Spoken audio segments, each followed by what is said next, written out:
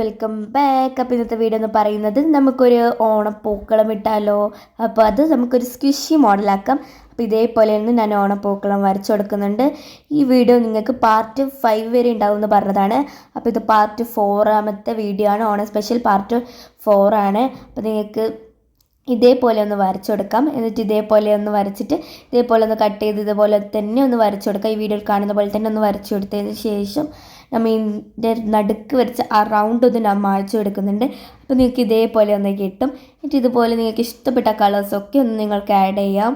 അപ്പോൾ ഞാൻ ഇവിടെ എൻ്റെ ഇഷ്ടപ്പെട്ട കളേഴ്സൊക്കെയാണ് ആഡ് ചെയ്തിട്ടുള്ളത്.